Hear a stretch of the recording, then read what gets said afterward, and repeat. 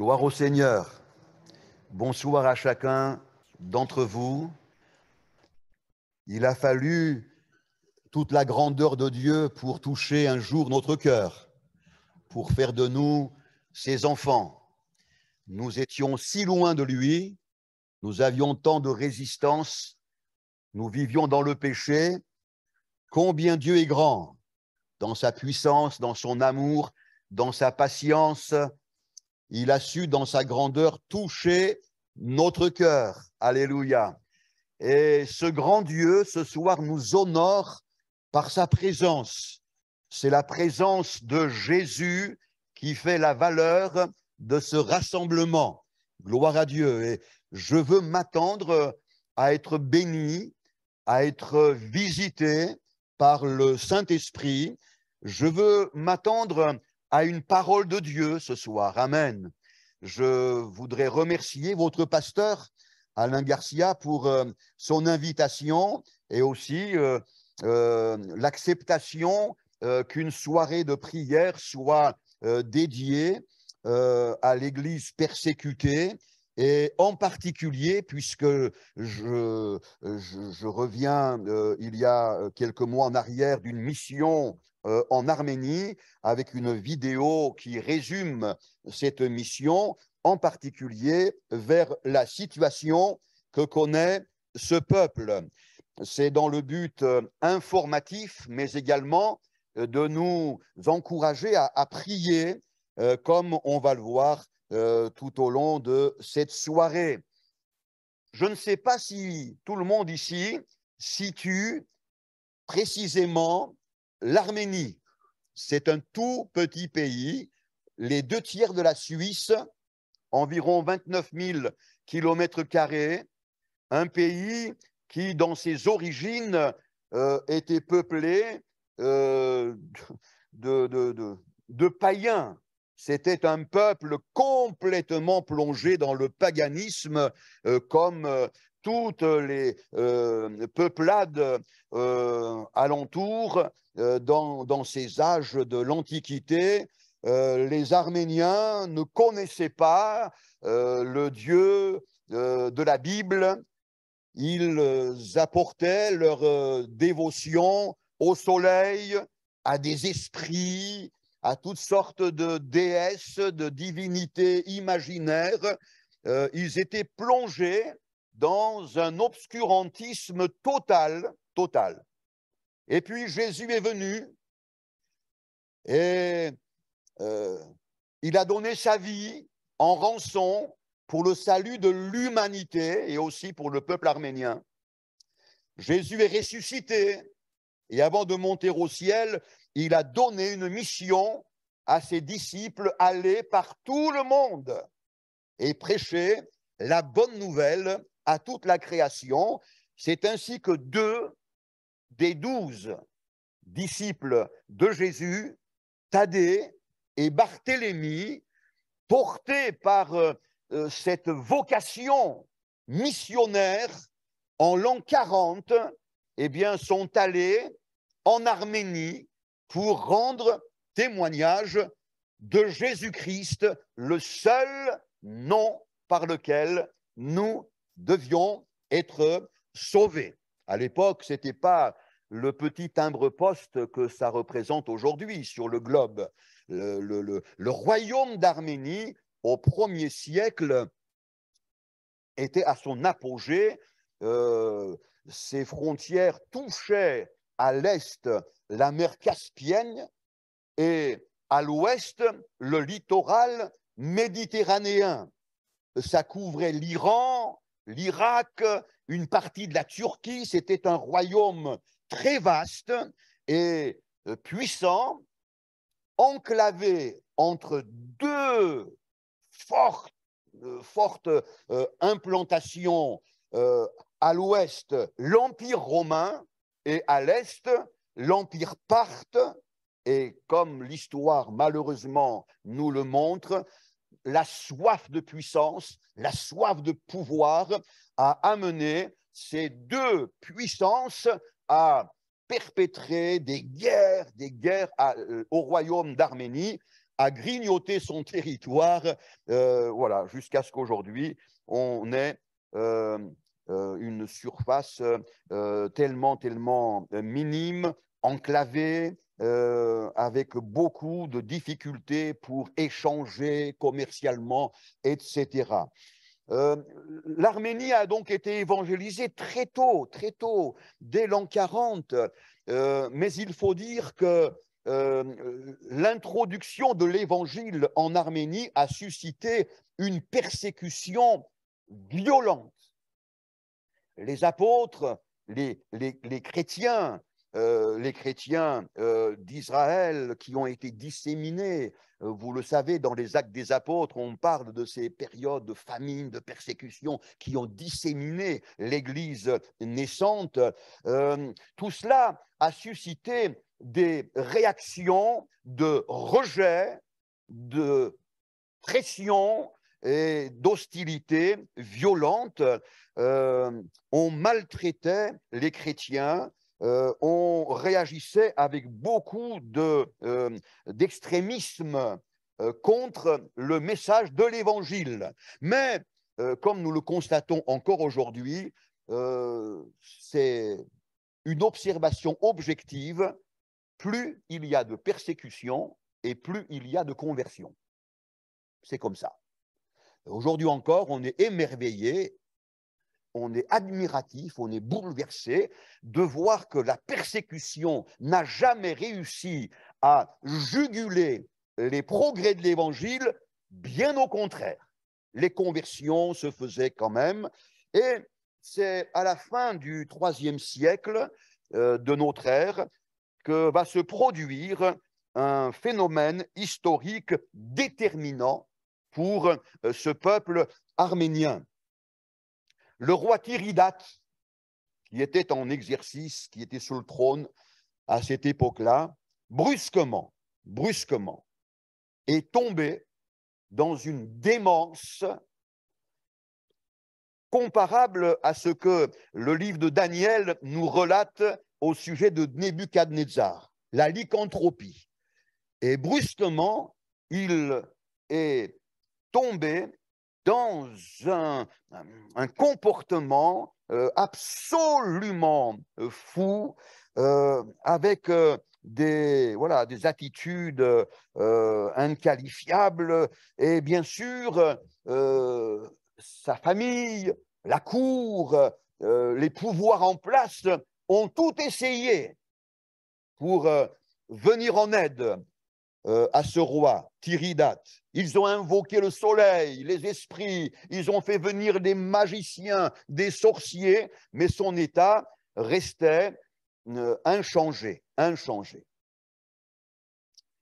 Pendant ce temps, il faut savoir que 13 ans en arrière, un jeune homme qui, lorsqu'il était bébé, avait pu être in extremis sauvé du massacre de sa famille en Arménie. On a réussi à sauver ce bébé, à le faire éloigner en Cappadoce, où il a grandi, où il a entendu l'Évangile, où il a rencontré Jésus, s'est converti, et rapidement, Dieu a allumé dans son cœur une flamme, un désir très violent, très fort. Retourne dans ton pays d'origine, l'Arménie, et rends témoignage de mon nom.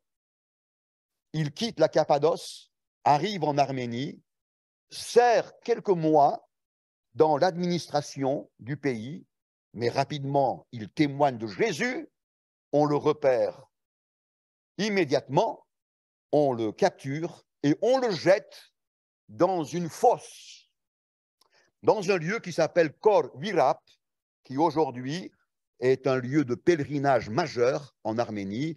Dans les siècles futurs, on a construit un grand monastère, et si vous faites des circuits touristiques, c'est immanquable. Il faut aller à Khor Virap, c'est un lieu majeur au pied du mont Ararat, là, pendant 13 ans, Grégoire a été jeté dans cette fosse où il a pu survivre parce que Dieu avait ordonné à une chrétienne de lui porter tous les jours la nourriture.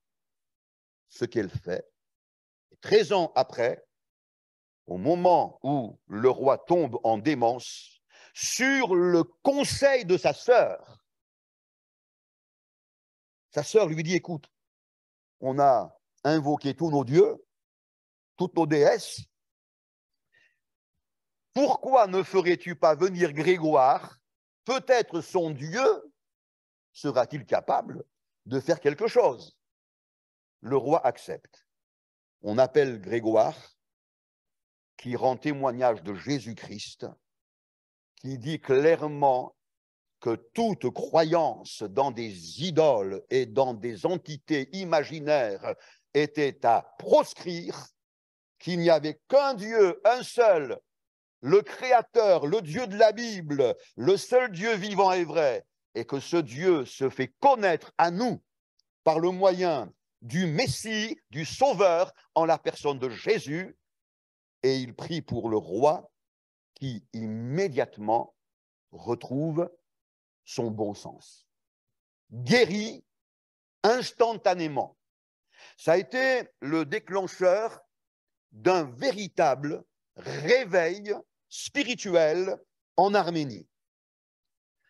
Après 2 siècles de persécution, de réaction hostile à l'encontre de l'Évangile, à partir de ce miracle, le roi Tiridate s'est converti à Jésus-Christ, la famille royale, la cour royale, et jusqu'aux échelons les plus modestes de la population, les paysans de l'arrière-pays, il y a eu une visitation du Saint-Esprit, une vague de conversion, au point que le roi, en 301 de notre ère, une date essentielle pour l'histoire arménienne, en 301, va déclarer que la foi dans l'évangile de Jésus-Christ serait désormais la foi nationale, officielle en Arménie.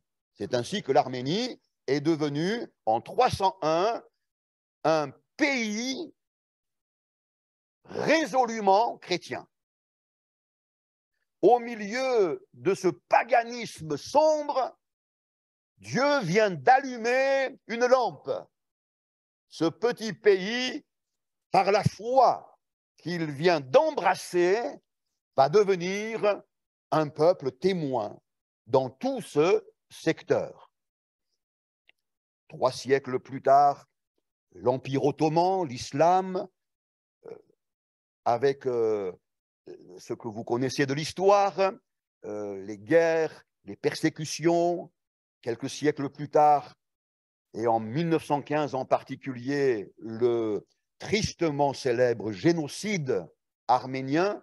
En 1915, en une année, 1,5 million d'Arméniens ont été massacrés par les milices turques, et des milliers, pour ne pas dire des centaines de milliers, ont fui ce génocide, sont arrivés en Europe, en Argentine, aux États-Unis, et c'est pourquoi il y a aujourd'hui une diaspora arménienne très nombreuse, très nombreuse. En Arménie, à ce jour, on évalue à 2,5 millions le nombre des habitants sur le territoire arménien, mais il y a plus d'Arméniens dans la diaspora que sur le territoire même, n'est-ce pas? Voilà, c'est ainsi que mes grands-parents sont arrivés en France. Hein? Ils sont arrivés entre le Rhône et l'Isère, dans un tout petit village après Bourgoin, Saint-André-le-Gaz. Qui a connu Saint-André-le-Gaz? C'est bien ce que je pensais. Hein? Le français n'est pas fort en géographie. Hein? Et c'est là qu'ils sont arrivés, ils ne parlaient pas le français, mais bon, ils ont travaillé, ils ont pu survivre. C'est ainsi que, voilà, mon père est né là à Lyon, Et puis, en 1947, sur la propagande de Staline, c'était l'URSS à l'époque, qui a voulu faire revenir tous ces Arméniens en leur promettant de retrouver leur maison, leurs richesses, etc. Eh bien, un convoi par bateau a été organisé en 1947 de Marseille, et maman avait 22 ans. Et ses parents lui ont dit, ma fille, va en premier, vas-y, et nous prendrons le deuxième bateau, parce qu'un deuxième convoi était programmé.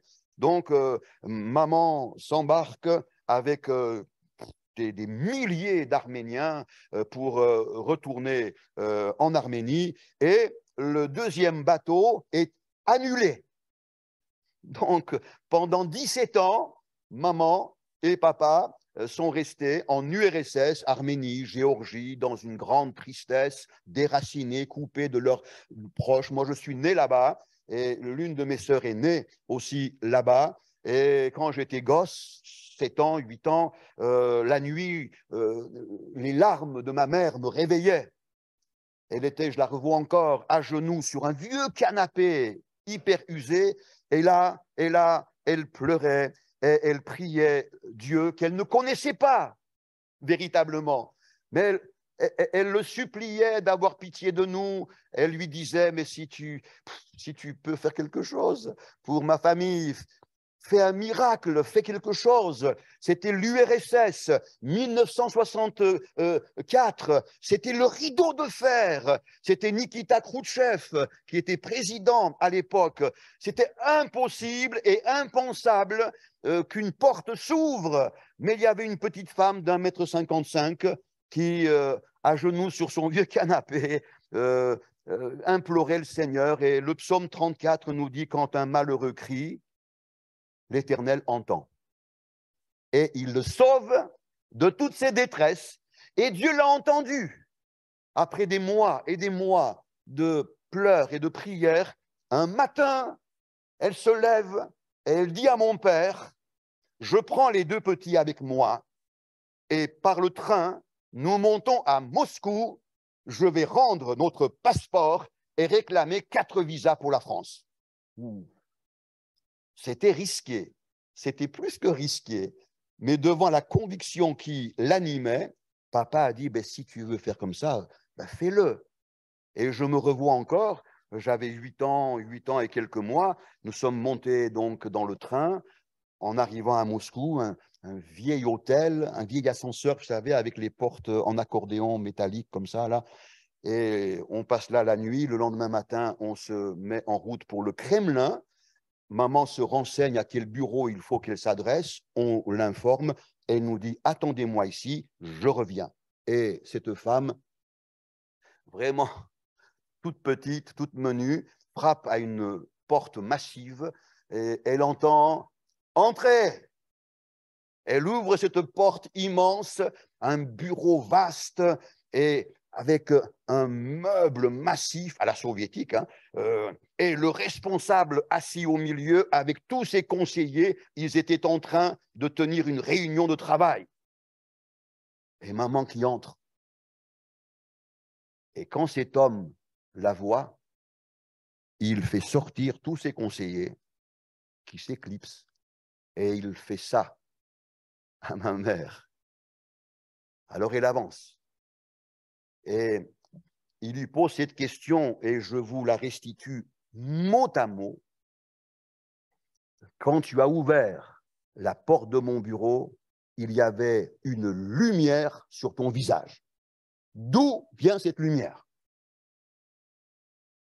Un homme athée, marxiste, léniniste, communiste, et tout ce que vous voulez en iste, qui est stupéfait, qui n'a pas de mots, d'explication, de qualification, et qui interroge maman, qui ne sait pas quoi répondre, et s'attendait à tout sauf à ça. Elle lui dit, moi je suis simplement venu rendre mon passeport, demander 4 visas pour ma famille, pour la France. Elle est sortie, nous sommes rentrés en Géorgie à Souchoumi, et quelques mois plus tard, nous recevions 4 visas de sortie pour la France. Oui, Dieu est grand, hein? Dieu est grand. Alléluia. Même le rideau de fer, le Seigneur, d'un mot de sa bouche, il fait une ouverture pour répondre à une simple malheureuse qui pleure et qui réclame son secours. Je veux profiter de ce témoignage pour t'adresser un encouragement, mon frère, ma sœur et mon cher ami. Les appels au secours que ton âme adressera au Seigneur ne se perdront pas. Mais Dieu non seulement entend, mais il répond de façon prodigieuse, tellement prodigieuse qu'il n'est pas possible d'expliquer autrement que par son intervention l'événement qui intervient. Dans ton besoin, peut-être même ta détresse, attends-toi au Dieu grand et puissant. Il est le Dieu qui ne change pas. Ce qu'il a fait il y a, je ne suis pas bon en calcul mental, plusieurs décennies, pour ma famille, le même Dieu a le pouvoir de le faire pour toi ce soir. C'est le Dieu fidèle, le Dieu des miracles. C'est ainsi que l'Arménie est devenue chrétienne et qu'elle n'a jamais, jamais, malgré une histoire marquée par une succession de souffrances et de secousses violentes, jamais renié sa foi dans l'évangile du Seigneur Jésus. Alors, il y a 2 ans, nous avons appris une guerre que l'Azerbaïdjan a intentée au peuple arménien, une guerre qui a duré 6 semaines. 6 semaines. La raison et le prétexte, c'est une région enclavée, une région occupée par une très grande majorité d'Arméniens, enclavée dans le territoire azerbaïdjanais, le Haut-Karabakh. Et donc, pour cette raison, cette guerre a été donc déclarée. Et comme le dit la vidéo, l'Azerbaïdjan, aidé de 5 autres nations, Turquie, Syrie, Pakistan, Afghanistan et Ukraine, a déclaré la guerre à un peuple peu nombreux, très mal armé, donc la défaite était inéluctable. Le résultat, c'est que en 6 semaines, 6 000 jeunes soldats ont été tués.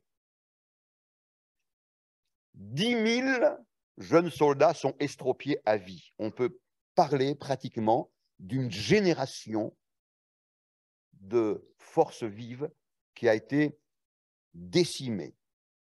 Très peu relayée par les médias, mais cette réalité cruelle est bien là. 100 000 Arméniens ont fui le Haut-Karabakh en abandonnant leurs maisons, tous les troupeaux, tout. Et ils se sont retrouvés sur le territoire arménien sans toit, sans rien. Et la population a fait vraiment le maximum pour accueillir. C'est ainsi que lorsque, en France, l'AEP, le comité de l'AEP a appris ces choses, nous n'avons pas pu rester insensibles, frères et sœurs, et nous avons lancé, il y a 16-17 mois en arrière, une opération de parrainage d'enfants de ces familles-là, de ces familles qui se retrouvent vraiment dans une situation poignante. Donc, je vous en reparlerai peut-être tout à l'heure, mais cette mission que nous avons faite en juillet était la 3e en 15 mois pour coller à la réalité du terrain. Et donc, je remercie vraiment les assemblées de Dieu de France, les croyants de France, les pasteurs de France, parce qu'on a observé une générosité et un cœur. C'est vraiment très, très touchant. Et vous-même qui parrainez des enfants, qui priez pour ce coin du globe, soyez-en remerciés, il faut persévérer. On va donc visionner cette vidéo de 14 minutes et quelques, et puis on se retrouve tout de suite après. Voilà. Bon visionnage. Que le Seigneur nous bénisse durant le restant de cette soirée. Amen. La terre d'Arménie. Retour aux racines de notre humanité. 40 jours d'un déluge déferlant, l'immersion totale des plus hauts sommets, 150 jours d'immersion planétaire. Et puis voici le temps de la restauration, le temps de la seconde chance, le temps du recommencement. Dieu se souvint de Noé. Les eaux s'apaisent, le Créateur choisit de déposer l'arche sur les montagnes d'Ararat. Une attente de plusieurs semaines, puis, à sa 101e année, Noé reçoit de Dieu l'ordre de sortir de l'arche. C'est là qu'il pose les pieds, là, sur une terre qui allait plus tard devenir celle du peuple arménien. C'est là que Noé bâtit un autel à l'Éternel. C'est là que Dieu bénit Noé et ses fils et leur dit « Soyez féconds, multipliez et remplissez la terre ». C'est de cette terre que tout a redémarré. Et c'est d'eux que sont sorties les nations qui se sont répandues sur la terre après le déluge, Genèse 10, 32. Puis, le récit biblique nous rapporte le fameux épisode de la tour de Babel et rapidement nous amène à nous fixer sur la descendance de Sem. Nous arrivons à Térak, le père d'Abraham, qui deviendra Abraham, le père des croyants. Le grand plan du salut de l'humanité que Dieu avait préétabli suit son cours. Jésus, le Sauveur promis, est venu. Sa vie offerte en sacrifice sur la croix est la rançon qui nous ouvre un accès immédiat au pardon de nos péchés et à l'assurance du salut par la foi et par grâce. Jésus est ressuscité, il est vivant pour toujours, il sauve, il guérit les malades, il secourt ceux qui espèrent en lui, il bâtit son Église comme il l'a promis, il revient de façon imminente, tout le confirme. Le 30 septembre 2020, l'Azerbaïdjan déclare la guerre à l'Arménie. La Turquie, l'Ukraine, la Syrie, le Pakistan et l'Afghanistan ont conjugué leur potentiel militaire, stratégique et technologique contre une armée arménienne bien esseulée. L'armement vétuste et défaillant fourni par la Russie rendait inéluctable la défaite des résistants arméniens. Au-delà des enjeux politiques, nous discernons les intérêts spirituels. De toute évidence, la ferveur de la foi chrétienne qui caractérise plus de 70 000 Arméniens de Pentecôte dérange. Elle dérange l'adversaire des âmes, elle dérange les pouvoirs allergiques à l'Évangile. Aujourd'hui, et malgré un cessez-le-feu d'apparence, des agressions azerbaïdjanaises se multiplient sur des secteurs frontaliers sans que l'opinion publique n'en soit émue. Le peuple arménien demeure sous une menace de chaque instant. Le silence étonnant des médias n'enlève en rien à l'urgence de la situation à laquelle est confronté ce peuple. De plus, l'Église traditionnelle a réussi à faire voter une loi anti-témoignage, une loi qui interdit de proposer l'Évangile à une tierce personne. Nous sommes bien dans un combat spirituel. Prions pour l'Arménie.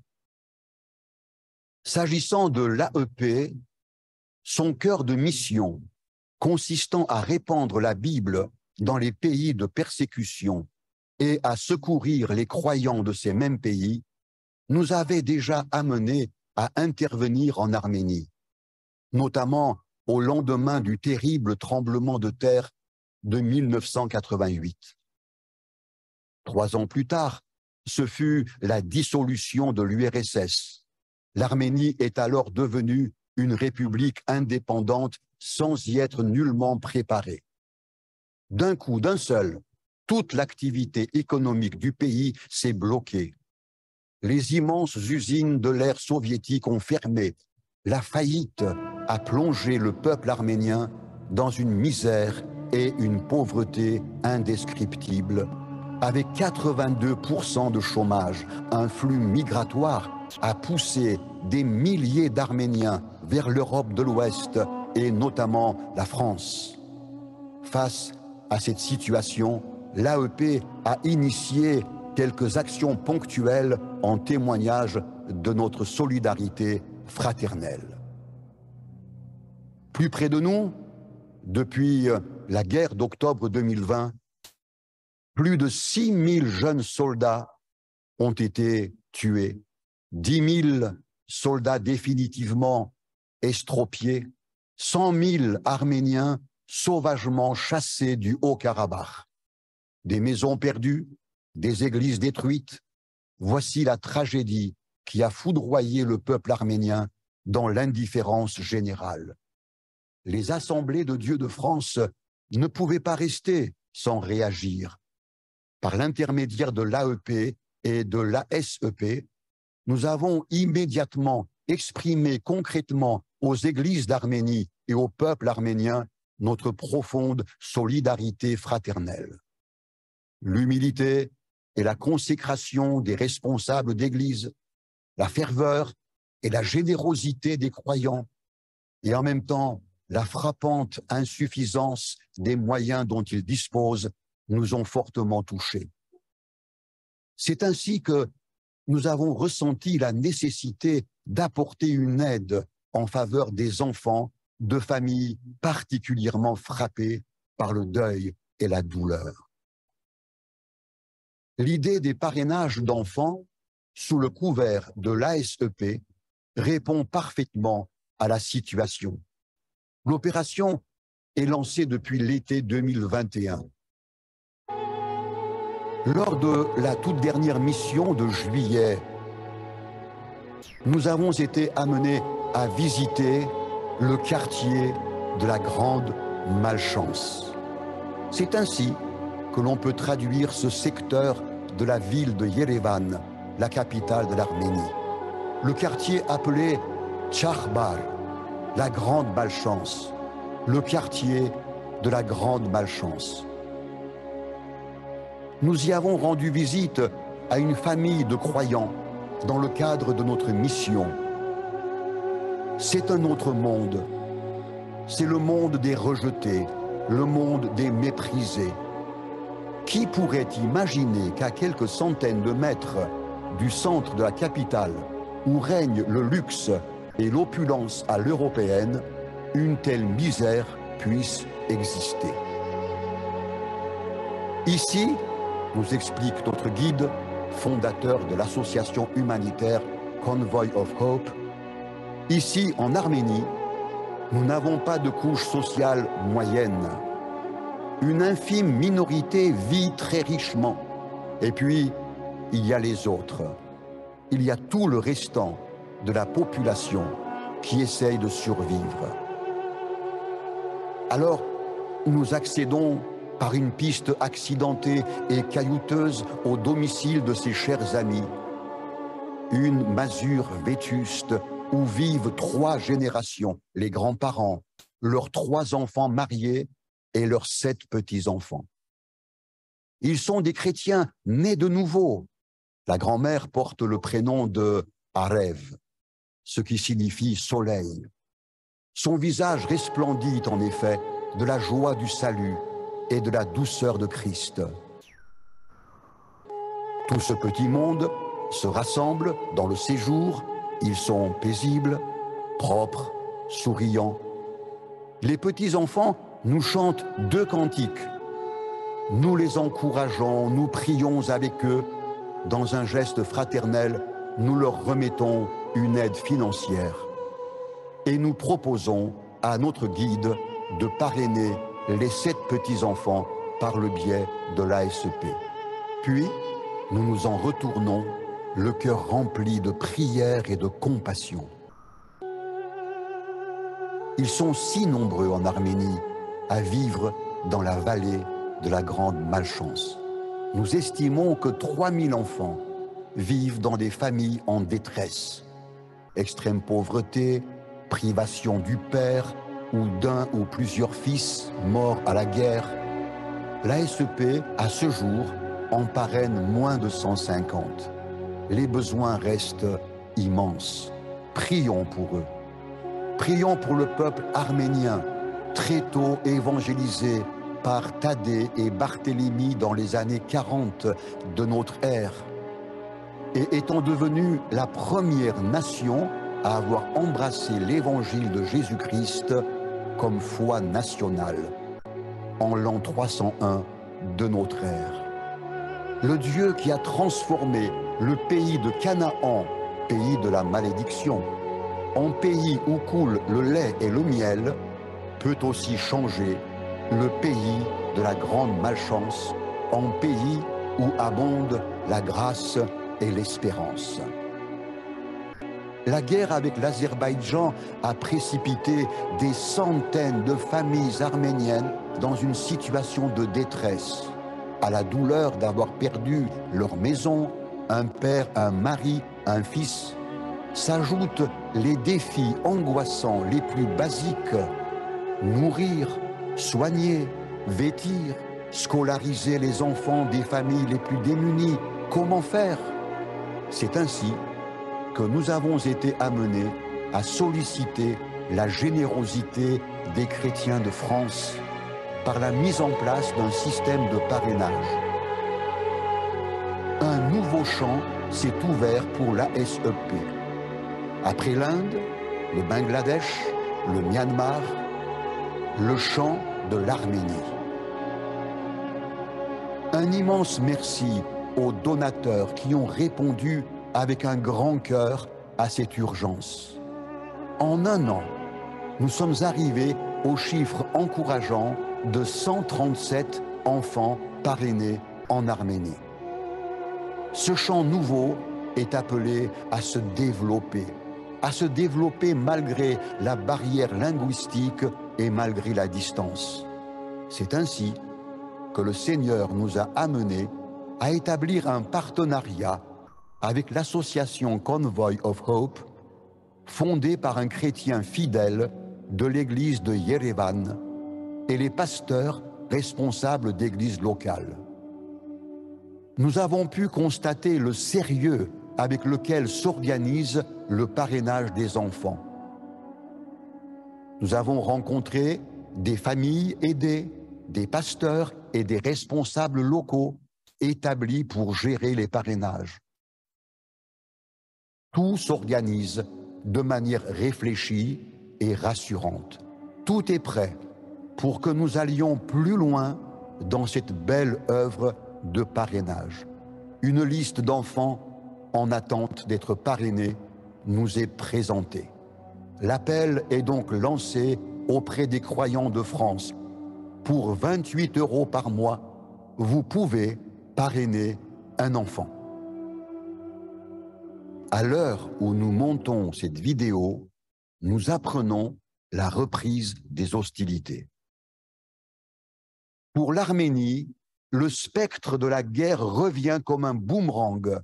Au moins 49 soldats ont été tués lors d'intenses bombardements perpétrés par l'Azerbaïdjan la nuit du 12 au 13 septembre. Notre correspondant en Arménie nous écrit: « Notre situation va mal. La guerre recommence. Priez pour l'Arménie. »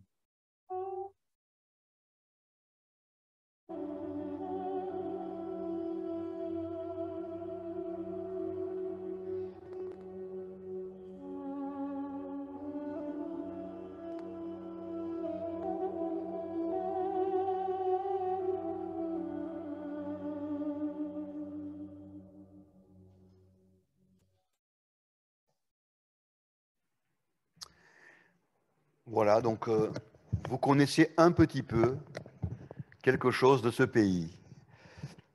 Voilà. Il y a bien sûr, comment dire, l'analyse humaine de la situation.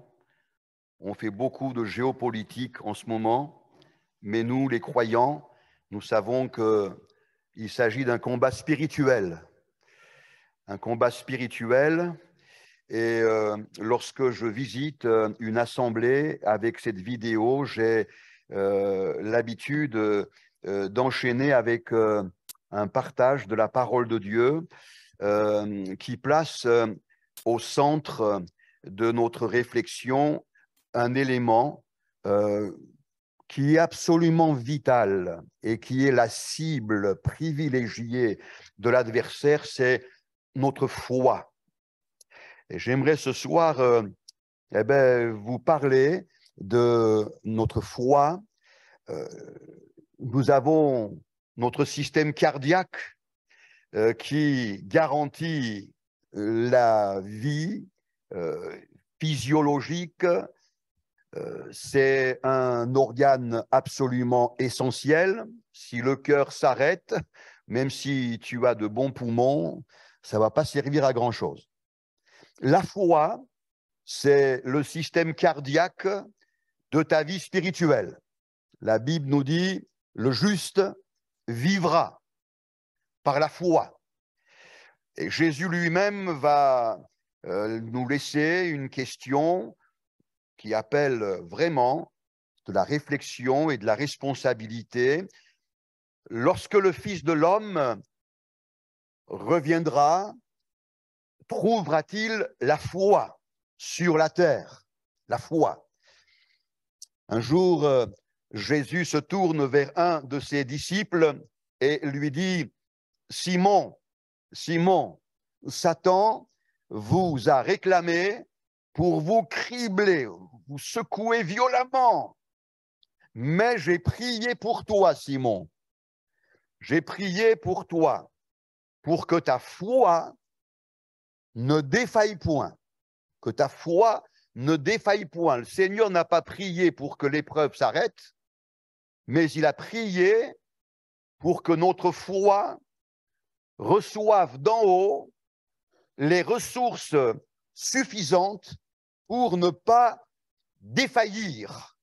Quelqu'un peut-être parmi nous ce soir se situe dans une phase tellement compliquée, dans une épreuve tellement longue que tu as l'impression que ta foi va avoir une défaillance. Mais au ciel, nous avons le souverain sacrificateur par excellence, Jésus, qui prie pour que notre foi ne défaille point, mais que les ressources que Dieu va nous communiquer permettent à notre foi de triompher. La victoire qui triomphe du monde, c'est notre foi. C'est pourquoi les deux versets que je vous propose trouvent toute leur importance. C'est dans Hébreux 12, versets 12 et 13. On connaît pour la plupart ce texte. L'apôtre se sont poussés à écrire cet encouragement aux croyants. Et il leur dit ceci, « Fortifiez donc vos mains languissantes et vos genoux affaiblis, et suivez avec vos pieds des voies droites, afin que ce qui est boiteux ne dévie pas, mais plutôt se raffermisse. » Une exhortation très vive, adressée à chaque croyant, à tout faire pour fortifier sa foi. Je peux avoir une foi perturbée. Je peux avoir une foi fragilisée. Je peux avoir une foi sous-alimentée, amaigrie, affaiblie, usée. Je peux avoir une foi en mauvais état. S'il en est ainsi, le souci premier du Seigneur est de venir au secours de notre foi. Nous avons besoin que notre foi soit capable de ce que j'ai appelé, lors d'une série de prédications, soit capable de haute performance. La foi, haute performance. Je prenais l'exemple de certains métaux que l'on trouve à l'état naturel, par exemple le fer. Le fer, quand on a découvert le fer, moi j'y étais pas, mais ça a été pour l'humanité à l'époque une formidable découverte, une révolution. Avec le fer, on a pu construire des outils, des armes. On a bien vite compris les bénéfices et les possibilités nouvelles que ce métal procurait. Mais on s'est aussi rendu compte de ses faiblesses. Et on s'est rendu compte, par exemple, que le fer, ça se rouille. Alors, l'ingéniosité de l'homme a permis de comprendre que si on ajoute à un métal à l'état naturel un autre métal dans certaines proportions, on obtient un alliage. Et cet alliage, il a des performances supérieures. L'apôtre Paul va écrire aux croyants en disant son désir d'aller les visiter afin d'ajouter ce qui manque à leur foi.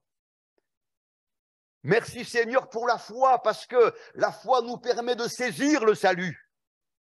C'est par la foi que l'on est sauvé par le moyen de la grâce. Mais Dieu veut ajouter à notre foi des vertus, des qualités, des propriétés spirituelles qui vont en augmenter les performances.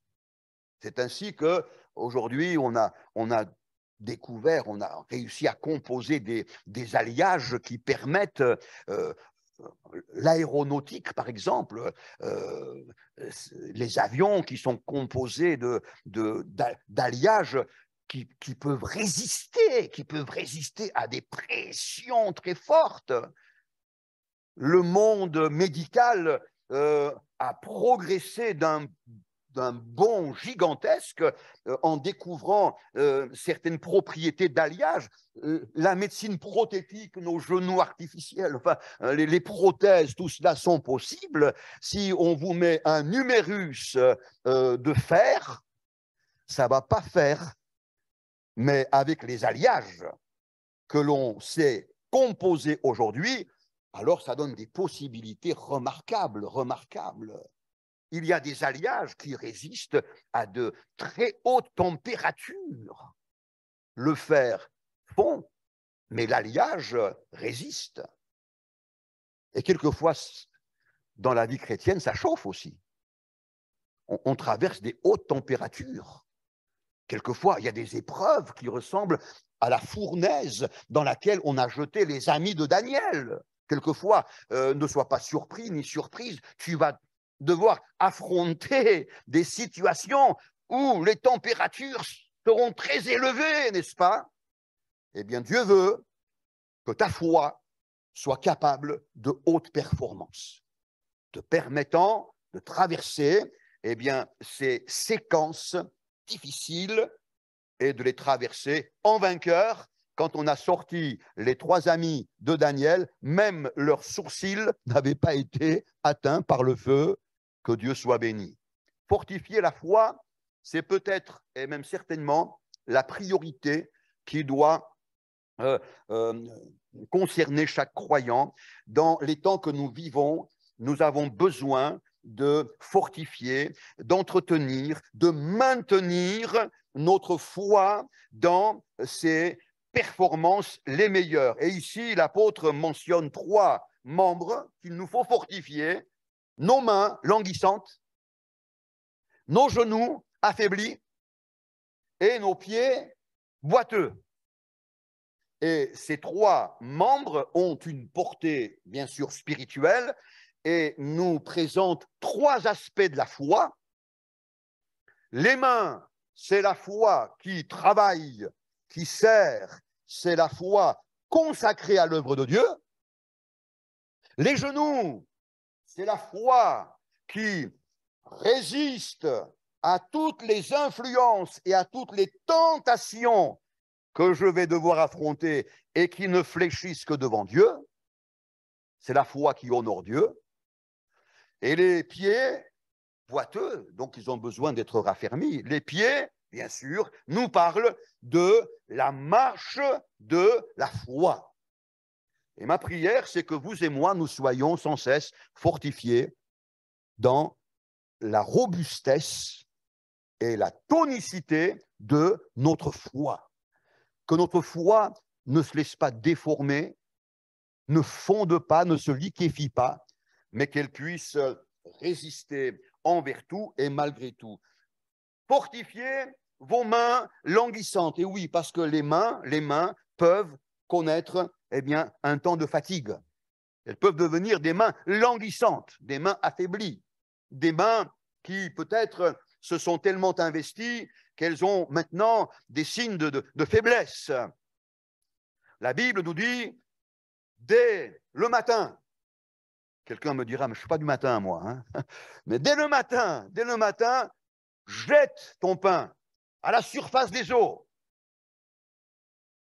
Et le soir, vous savez, le soir, quand on rentre du travail, on se dit, voilà, je vais décompresser, hein, je vais souffler un peu. Et la Bible dit non. Voilà. Mauvaise nouvelle, hein. Le soir, ne laisse pas reposer ta main.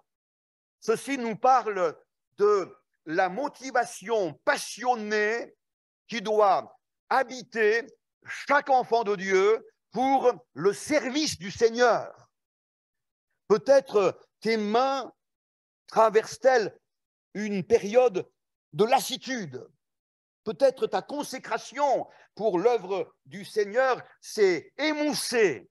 Peut-être des sentiments d'échec ont fini par atténuer la promptitude et la spontanéité de ton service.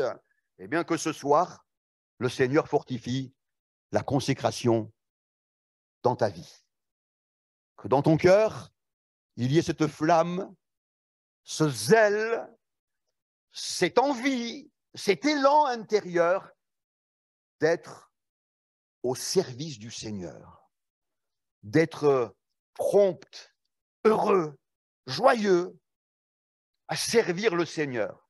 Moi, je me souviens, les années qui ont suivi mon baptême, le vendredi soir, c'était la réunion de prière et quand mon pasteur faisait une annonce en disant « On a un problème, frères et sœurs, demain, samedi, il nous manque dans l'équipe du ménage, il nous manque 3, 4, 5 personnes. » Ouh, dans mon cœur, je disais « Demain matin, j'y suis. » Et je prenais ma petite mobilette avec une roue arrière qui faisait comme ça, vous voyez, hein, elle souffrait d'arthrose déformant, mais j'allais à l'église. J'étais au lycée, j'avais des études, j'avais des devoirs, j'avais des interros écrites, mais cependant, il y a quelque chose qui me poussait, n'est-ce pas? Et avec les produits que les mamies me donnaient, les chiffons, j'astiquais les chaises en bois, les vieilles chaises en bois de mon église. Et de temps en temps, je ne le faisais pas systématiquement, de temps en temps, je priais, le Seigneur, bénis la sœur ou le frère qui va s'asseoir sur cette chaise demain matin, pendant le culte, parle-lui. Et c'est comme ça qu'on passait la plupart de nos samedis matins à l'époque. Quelle joie, quel bonheur. Et je vous assure, le lendemain, le dimanche, dès le premier cantique, le culte était sur sa rampe de lancement et on avait des moments merveilleux où la présence de Dieu était tellement palpable. Il y avait des larmes de bonheur, d'émotion, des louanges, des dons spirituels, la manifestation du Saint-Esprit. Il faut maintenir cela. J'ai envie de me dire, Jean-Marc, c'était au lendemain de ton baptême et 51 ans après, où tu en es? Est-ce que tu as su fortifier tes mains? Est-ce que tu as su entretenir le zèle et la saveur du service de Dieu? Dieu a besoin d'une église au service. Jésus, à 12 ans, disait « il faut ». Amen. C'est impératif. Hein? Il faut, à 12 ans, que je m'occupe des affaires de mon Père. Il faut que ce soir, tu renouvelles ta consécration pour le service de Dieu. Il le faut. Ce n'est pas une obligation, mais c'est un besoin vital, impératif. Toi-même, tu en seras enrichi et ta participation, ton concours, eh bien, contribuera au salut des âmes et à l'avancement de l'œuvre de Dieu. Fortifiez vos genoux affaiblis, oui, parce qu'on va avoir besoin de genoux résistants. On va être en but à toutes les ruses de l'adversaire, le tentateur. Jésus parlera d'une époque où la grande tentation allait venir, et nous y sommes. Face à la tentation dans son désert, après son baptême dans les eaux du Jourdain, Jésus a résisté. Ses genoux n'ont pas fléchi, même lorsque le tentateur l'a transporté sur une haute montagne en lui montrant toutes les richesses et toute la gloire des royaumes, en lui disant, écoute, tout ça, ça m'appartient, je te le donne, fléchis les genoux devant moi, prosterne-toi. Mais les genoux du Seigneur Jésus sont restés inflexibles, aucune faiblesse, et sa réponse exprime cette position inflexible. Il est écrit, tu adoreras le Seigneur, ton Dieu, lui seul. Les genoux nous parlent donc de la foi qui choisit et qui décide de n'honorer que Dieu. Je fléchis les genoux, dit l'apôtre Paul, devant le Père.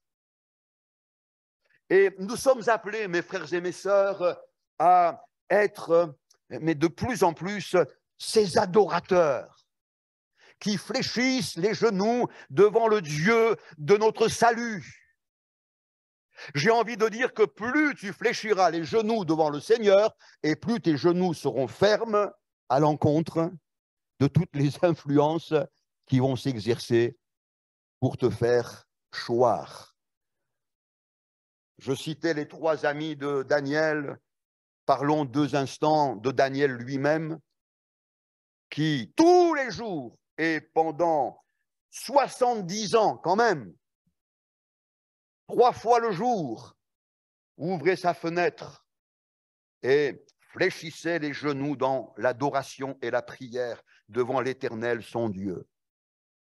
Ses détracteurs vont chercher un point de faiblesse et ils vont se dire que certainement la foi et la dévotion de Daniel pourraient être exploitées contre lui. Ils vont convaincre le roi Darius de faire un décret royal qui stipule qu'on ne devait fléchir les genoux devant aucun autre Dieu que devant lui, Darius.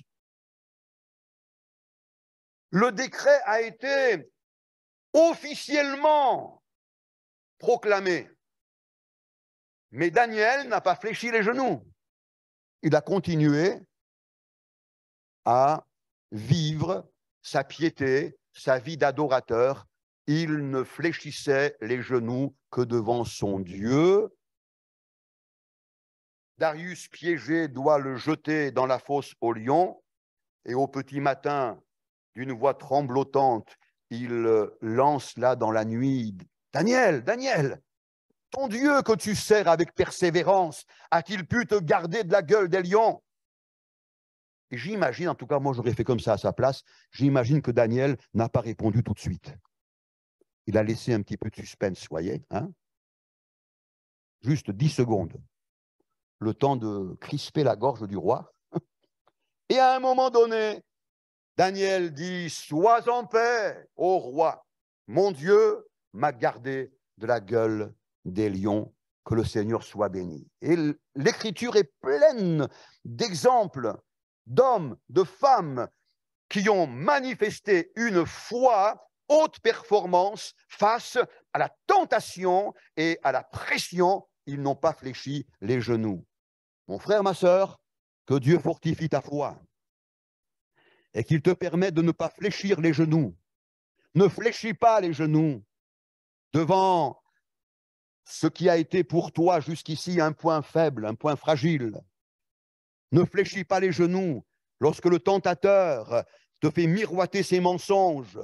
Que le Saint-Esprit fortifie tes genoux et que ta foi te garde fidèle et persévérant. Et je termine avec les pieds boiteux. Fortifiez vos pieds, hein, afin de marcher dans des voies droites, que vos pieds ne dévient point, mais plutôt se raffermissent. Les pieds, c'est la marche chrétienne. Est-ce que nous nous souvenons tous du jour où, en prenant le baptême par immersion, nous avons déclaré notre décision de marcher avec Jésus? Est-ce que vous en souvenez? Moi, je m'en souviens.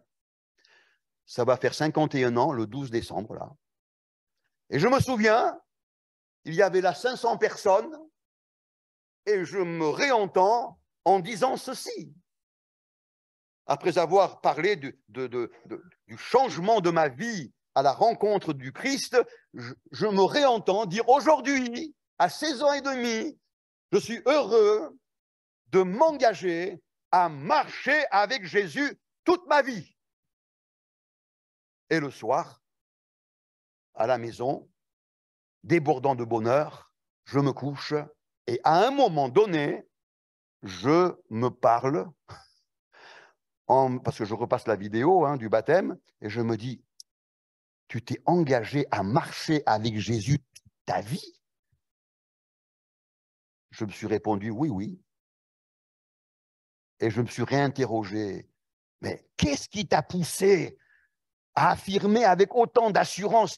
Parce que tu ne sais pas ce que la vie va te réserver, n'est-ce pas? Est-ce que tu n'as pas trop exagéré? Et je me suis répondu encore. Et j'ai dit non, j'ai eu raison de dire que je marcherai avec Jésus toute ma vie, parce que chaque jour de ma vie, je pourrais compter sur son aide. Amen. Ça vous va comme doctrine? La fidélité du Seigneur, permanente, constante, merveilleuse. Même à notre insu, il nous protège, il prend soin de nous, comme un bon père qu'il est, que Dieu soit béni. Eh bien, j'aimerais te dire ce soir, tu as bien fait un jour de décider de marcher avec Jésus. Mais s'il te plaît, ne marche pas avec Jésus comme ce jeune homme de l'évangile de Marc dont il est dit, il suivait Jésus de loin. Ne suis pas Jésus de loin.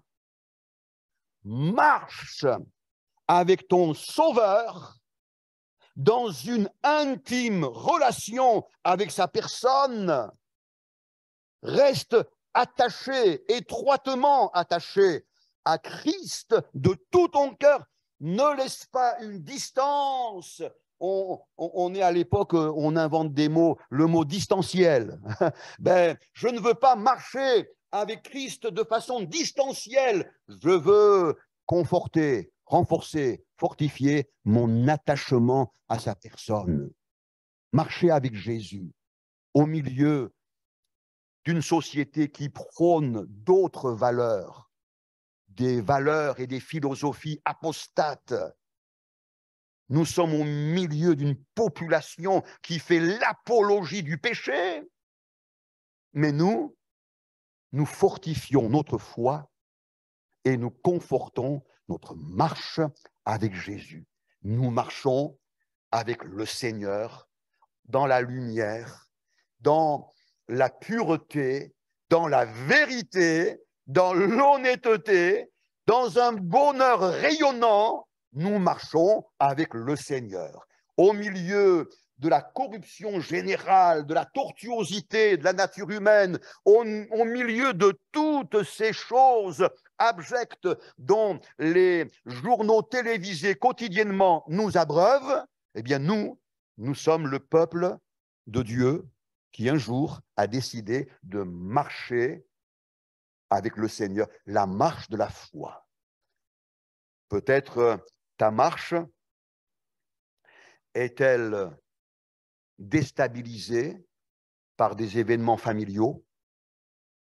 Ta foi suscite de la part de tes proches peut-être de la désapprobation, peut-être de la moquerie, peut-être même des pressions s'exercent sur ta foi pour te faire dévier, mais ce soir, fortifie ta marche. La marche de la foi. Marche avec le Seigneur et le Seigneur honorera ta foi persévérante et non seulement permettra que les moqueurs, à leur tour, le rencontrent et se convertissent, mais il permettra aussi que son nom soit glorifié par l'exemple que tu donneras jour après jour. Je termine, avant de laisser la place à votre pasteur, en disant qu'une des joies que nous autres pasteurs, nous éprouvons lorsque nous visitons des églises où nous avons servi le Seigneur, il y a 10 ans, il y a 30 ans, quand nous les visitons, et que nous voyons et nous reconnaissons certains visages. Bon, ils ont pris 3-4 rides, mais ils sont toujours là. Leur marche n'a pas été détournée, découragée, ils sont toujours là. Quand mon Sauveur reviendra, je prie et je souhaite qu'il me trouve et qu'il nous trouve en train de marcher fidèlement dans ses voies et de démontrer que notre foi, ce n'est pas un vernis religieux, mais c'est une foi haute performance. Que le Seigneur nous fortifie et nous en fasse la grâce. Amen. Gloire à Dieu. Voilà.